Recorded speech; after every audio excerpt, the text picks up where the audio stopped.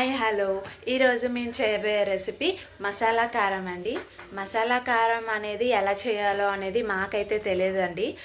మా పిన్ని చేస్తుందంట. మా పిన్ని కొన్ని సంవత్సరాల నుంచి చేస్తుంది, మాకు చేసి పంపిస్తుందండి కారం. ఆ కారం అనేది చాలా టేస్టీగా ఉంటుంది కూరలో వేసుకొని తినేటప్పుడు. బయట కొనే కారం అనేది కల్తీ కారం కూడా ఈ మధ్య న్యూస్లో చూస్తున్నాము. ఆ కల్తీ కారం అమ్మేయడం వల్ల మన హెల్త్ ప్రాబ్లమ్స్ కూడా వస్తున్నాయి. కాబట్టి ఇప్పుడు ఐటమ్స్ వేసి చేస్తావో చెప్తే నేనే నేర్చుకొని చేసుకుంటాను కదా ఇంట్లో అని మా పిన్నిని అడిగామండి. నాతో పాటు మా అమ్మ వాళ్ళు కూడా అడుగుతున్నారు ఎలా చేయాలో. వాళ్ళు కూడా నేర్చుకొని చేసుకుంటారంట. అందువల్ల మేమందరం కలిసి మా పిన్ని దగ్గర అయితే నేర్చుకుంటున్నాము. ఎంత కమ్మగా ఉంటుందో కూరల్లో వేసుకొని. మసాలా సామాన్లన్నీ కూడా ఐటమ్స్ కొలతలతో సహా మీకు చూపించబోతున్నాను. మా పిన్ని చాలా బాగా చేస్తుంది, మీకు కూడా నచ్చుతుంది చాలా బాగా. మీరు కూడా ట్రై చేయండి. ఇప్పుడు చూపిస్తాను, రండి.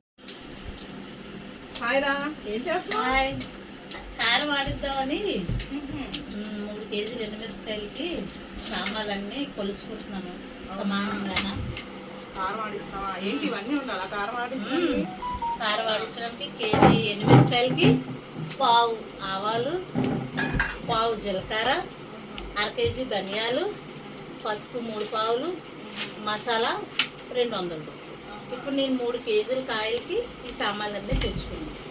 3 కేజీల కాయలకి ఇవన్నీ ఎండబెట్టి బాగు చేసుకొని కాయ చక్కగా ఇలా ఎర్రగా ఉంది, ఇలా చిక్కగానే ఇలా పడుతున్నా చూసావా? ఇలా పడినట్టుంటే కారం స్పైసీగా 1 ఇయర్ పాడవకుండా బాగుంటుంది. ఇప్పుడు ఇవి ఇలా వేసేయడమేనా, ఇంకేమైనా చేస్తారా? ఇలా వేసేయడమే. 3 కేజీల కాయలకి సామాన్లన్నీ తెచ్చుకుంటే ఎండబెట్టడమేనా, ఇంకా వేపడం అలా? ఎండబెట్టి నీట్గా బాగు చేసుకొని ఒక్కసారి స్టవ్ మీద ఫ్రై చేసుకొని తీసుకెళ్ళి అలా ఆడించుకుంటే హ్యాపీగా 1 ఇయర్ బాగుంటుంది.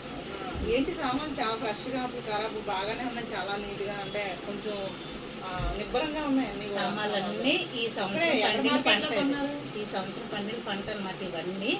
అత్తయ్య వెళ్తారు, నక్కపల్లి వెళ్తారు. నక్కపల్లి ఉప్మాక వెంకన్న బాబుది కళ్యాణం అవుతుంది. అక్కడ 1 మంత్ అలాగే ఇవన్నీ సామాన్లు అమ్ముతారు. రైతులు తెచ్చి పండించిన పంట 1 ఇయర్ అంతా హ్యాపీగా ఉంటాయి. నేను ఇప్పుడు అక్కడే తెచ్చుకుంటాను అన్ని సామాన్లు. కారం ఆడించుకోగా సామాన్లన్నీ 1 ఇయర్ మాకు అలా ఉంటాయి.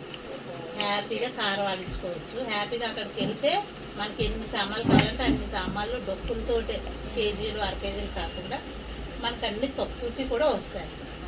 ఇప్పుడు మా పాపకి హైదరాబాద్ ఏం చేస్తున్నారా? ఇప్పుడు ఫస్ట్ ఆవాలు వేపాలా? ఆవాలు కొంచెం అలా వేడి చేసుకుని వేసుకుని, తర్వాత జీలకర్ర, తర్వాత ధనియాలు, తర్వాత మసాలా సామాన్లు జస్ట్ అలా ఫ్రై అవుతే చాలు. ఎండుమిరపకాయలు కూడా వేస్తారా? ఎండుమిరపకాయలు మనం ఎప్పుడు వేస్తాం. ఎండుమిరపకాయలు పసుపు అలా వేసేసుకుంటాము.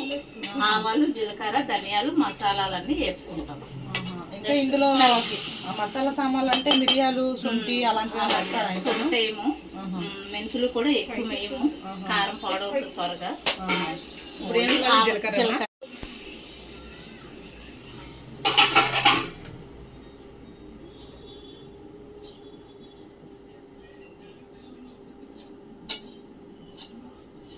జీలకర్ర కూడా జస్ట్ మళ్ళీ ఏవైనా చిన్న బ్రౌన్ వచ్చినా కారం చేదు వచ్చేస్తుంది, కారం స్మెల్ మారిపోతుంది, ఇంకా టేస్టే మారిపోతుంది. అంటే జస్ట్ ఏదో అలా ఫ్రై చేసామా లేదా, ఓకే, స్మెల్ బాగా రావడానికి.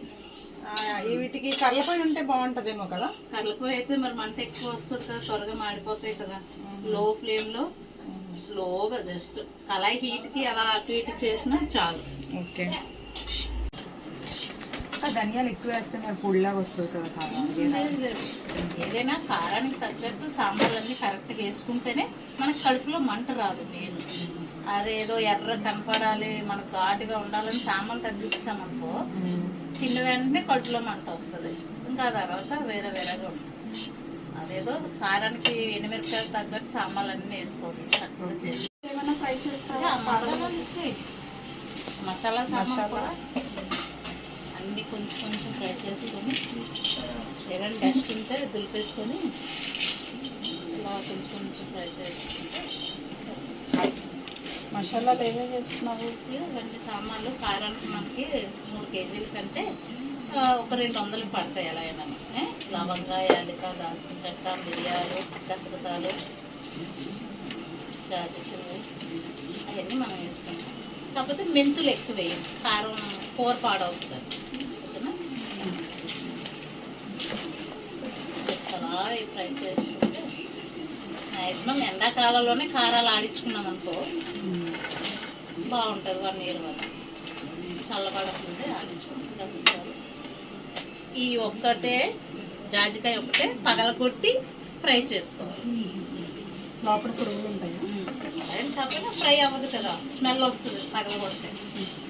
జాజికాయ పగలగొట్టాము, అది ఇప్పుడు వేస్తాం. కొంచెం హీట్ అవ్విందనుకో మంచి స్మెల్ వచ్చేస్తాయి. జస్ట్ కొంచెం హీట్ అయితే చాలు. జీలకర్ర, ఆవాలు, ధనియాలు ఎలాగో ఫ్రై చేస్తాం. పసుపు సంగతి చెప్పలేదు. పసుపు ఒక యాపం చేయం కదా, పసుపు ఎండుమిరపకాయలు అలా పట్టుకెళ్ళిపోవడమే. ఇవన్నీ ఫ్రై చేసుకొని కలిపేసుకొని అయిపోయింది. దంచాలా? ఇంటికి తీసుకెళ్ళిపోతే పసుపు దంచవసరం లేదా? ఏం దంచవసరం లేదు, ఏం దంచే పని లేదు. ఇవన్నీ ఇలా ఉన్నాయి కదా, ఈ స్మెల్ పోకముందే చక్కగా తీసుకెళ్ళి ఆడించుకుంటే హ్యాపీగా. చూడండి, కారం అయితే ఆడించేసాము. కారం ఘాట్ అయితే మామూలుగా తాగట్లేదు.